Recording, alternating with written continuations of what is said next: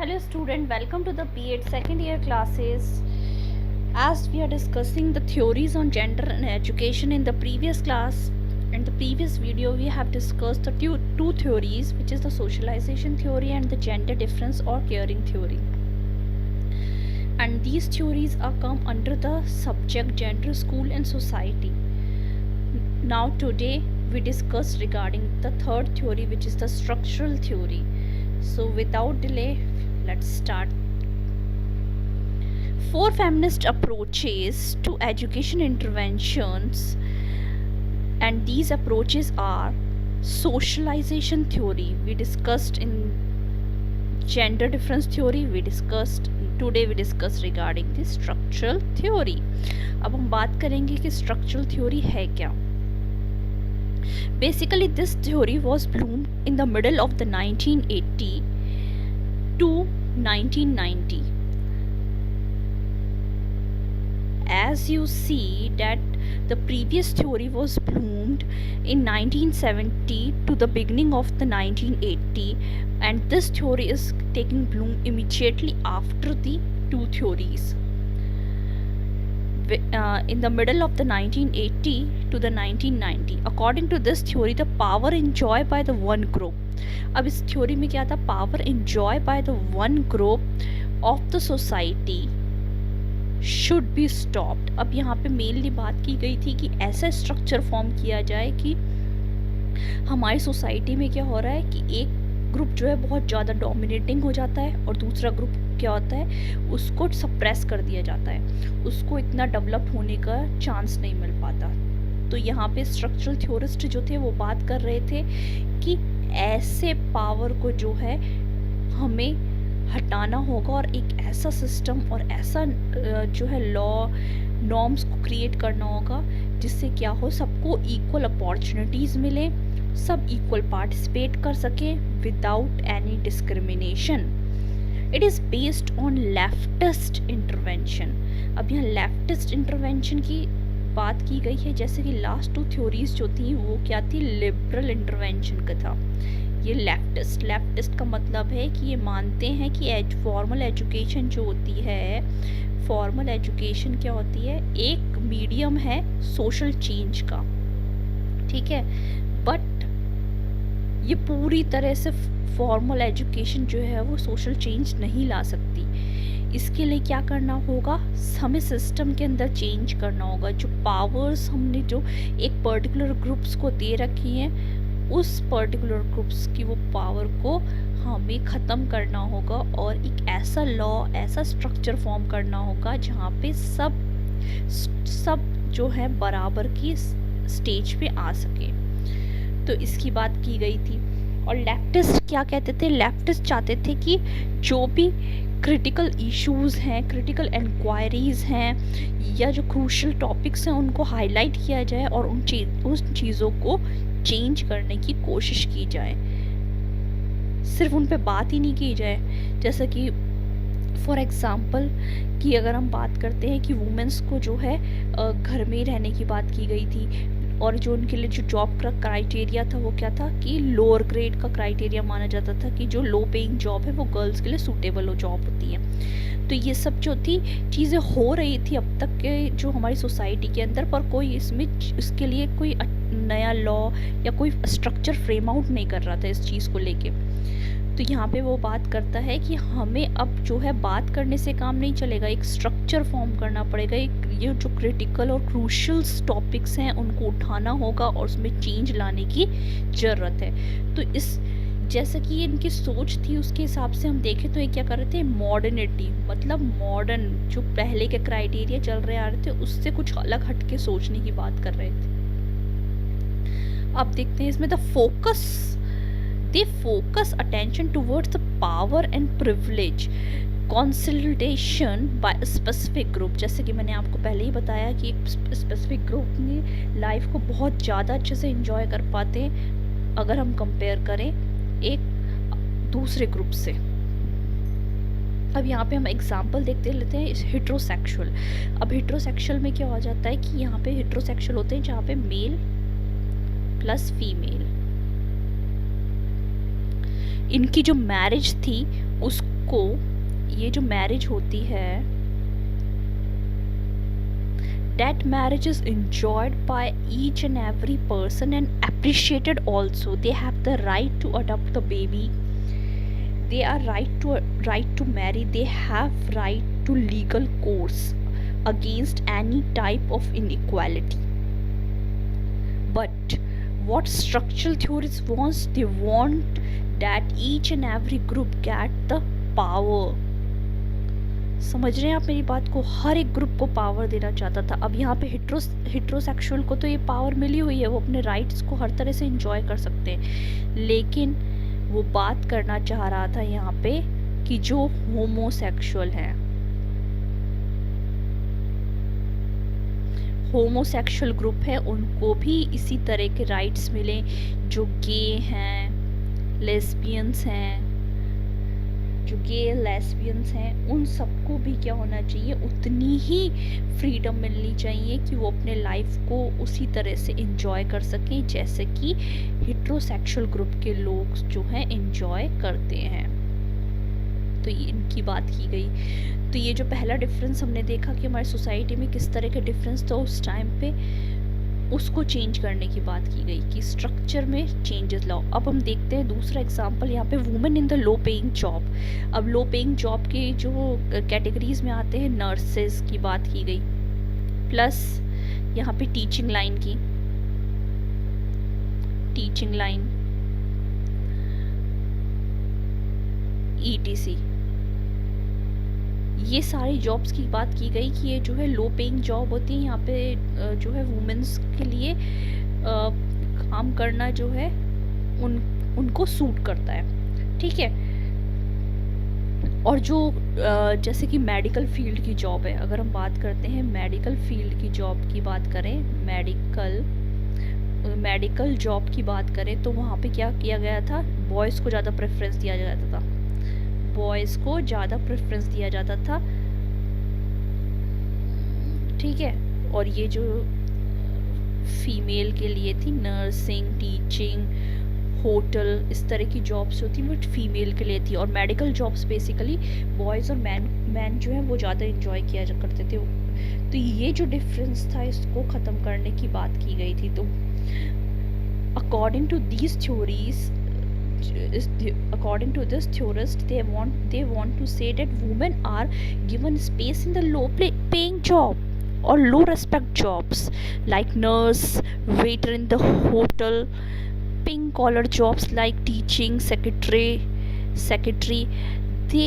There are promotional schemes which prefers men, and in the medical related research too, maleness is considered normative, and there are such laws and rules in which women considered responsible for conceptions but do not give them the right to abort. अब यहाँ पे क्या बात की गई कि ये सारी चीज़ें क्या है, मैन बहुत अच्छे से एंजॉय करते थे हायर पेइंग जॉब के लिए. तो इन सब चीज़ों को चेंज करने की बात की गई. अब हम बात करते हैं कि change in the learning system to.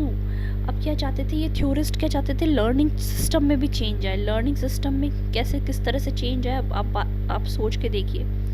पहले का जो हमारा जो लर्निंग सिस्टम है उसमें अगर हम सब्जेक्ट की बात करें, हिस्ट्री की, ठीक है, हिस्ट्री सब्जेक्ट अगर फॉर एग्जांपल मैं लेती हूँ, तो आप हिस्ट्री को अगर रिकॉल करेंगे तो आपने अब तक हमेशा क्या पढ़ा होगा कि ज़्यादातर जो हिस्ट्री के अंदर सब्जेक्ट में बात की गई हैं वो उन लोगों की बात की गई है, बॉयज़ कैटेगरी को ज़्यादा एम्फेसाइज किया गया है. बहुत कम ऐसी वुमेन्स हैं जिनको हिस्ट्री के अंदर प्लेस दी गई है और उनके वर्क को एम्फेसाइज किया गया है. सो structural inequality questions the learning system too. Socialization and structural theorists present these facts on an equal footing that in the military history, literature, art and science and the marginalized group have not been given proper representation. They have been deprived of educational opportunities and leadership posts.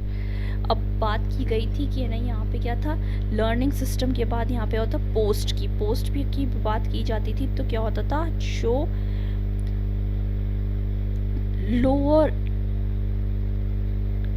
Category के लोग होते थे या फिर marginalised field से जो होते थे, मार्जिनलाइज्ड ग्रुप जो होते थे, उनको जो है हायर जॉब्स में नहीं रखा जाता था। तो इस डिफरेंस को भी रिमूव करने की यहाँ पे बात की गई थी। अब यहाँ पे बात की गई थी कि इस तरह का जो है, जो एक्सक्लूजन्स हो रहे हैं, मतलब कि एक्सक्लूजन का अगर हम एग्जांपल देखें तो एक्सक्लूजन कहाँ पे हो रहे थे, एक्सक्लूजन जो थे इस फील्ड में हो रहा था कि जो भी लीडर्स हैं, पॉलिटिकल लीडर्स हैं, पॉपुलर आर्टिस्ट हैं एंड फेमस पीपल्स हैं, उनको क्या हो रहा था कि ज़्यादा हाईलाइट किया जाता था। जो फेमस थे उनको ज़्यादा हाईलाइट किया जाता था, और जो servants, labs from the domestic और प्राइवेट स्फीयर्स के लोग जो होते थे उनको इतना इंक्लूड ही नहीं किया जाता था ऐसे वर्क के अंदर। Thus the working class are kept away from the scope of different subjects. ठीक है, जो वर्किंग क्लास जो थे उनको इन सब्जेक्ट से टोटली दूर रखा गया था। उनके लिए कोई लीगल प्रोविजंस ही नहीं था, ना उनको कोई राइट्स था, ना उनके लिए कोई स्ट्रक्चर या सिस्टम फ्रेम आउट किया गया था। उस चीज़ को चेंज लाने के लिए किसने बात करी, स्ट्रक्चरल थ्योरिस्ट ने बात करी कि इस तरह का सिस्टम बनाया जाए कि सब इक्वली इसमें क्या करें, अपने राइट्स को एंजॉय करें। अब यहाँ पे अगर हम एक और एग्जांपल देते हैं, रिफॉर्म इन हैजीमोनिक करिकुलम की बात की जाती है कि प्रधानता वाली, मतलब जो डोमिनेटिंग टाइप का जो करिकुलम था, डोमिनेटिंग टाइप, अगर हम इसकी बात करते हैं तो ये क्या होता है, डोमिनेटिंग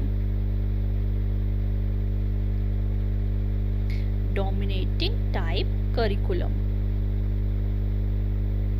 अब ये डोमिनेटिंग टाइप करिकुलम किस तरह का है, आप कोई भी सब्जेक्ट उठा के देख लीजिए।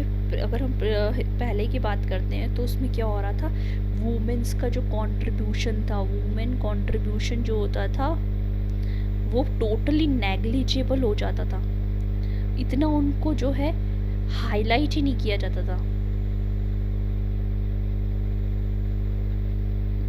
ठीक है, उनको इतना हाईलाइट नहीं किया जाता, और क्या करा जाता, मैन जो होते थे ना उनको फर्स्ट प्रायोरिटी पे रखा जाता था।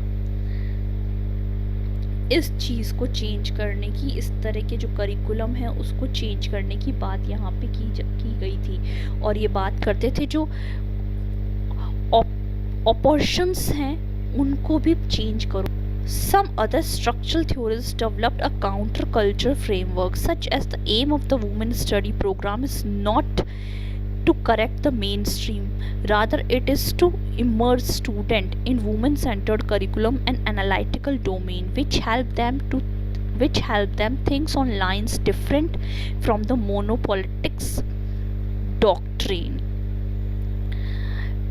Besides, with the help of tools, methods and learning developed by the women, motivates them for the improvement in their condition. अब यहाँ पे क्या बात की, मोनोपॉलिटिक्स, मतलब कि एक तरह से ना क्या कर रखा था, कब्जा करके रखा था। मोनोपॉलिटिक्स जो है कब्जा, अधिकार बना के रखा हुआ था। ठीक है, एक तरह का अधिकार बना के रखा हुआ था, जिसमें क्या होता था, वुमेन को जो है फोर्स किया जाता था, उनको मेन स्ट्रीम से में लाने का काम नहीं किया जाता था। उसमें क्या कर रहे थे, वो चाह रहे थे कि वुमेन सेंटर्ड करिकुलम जो इस तरह का उनको फोर्सफुली उसी तरह के एनवायरनमेंट में जो है, जो पहले से चलता आ रहा है उसी में उन वुमेन्स को एडजस्ट करना पड़ेगा और उसको उसी कंडीशन में वर्क करना पड़ेगा।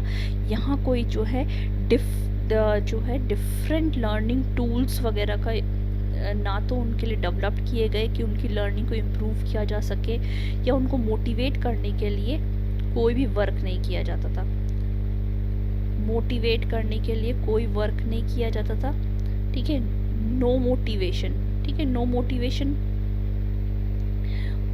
तो इन कंडीशन को क्या करने के लिए, इम्प्रूव करने के लिए this theorist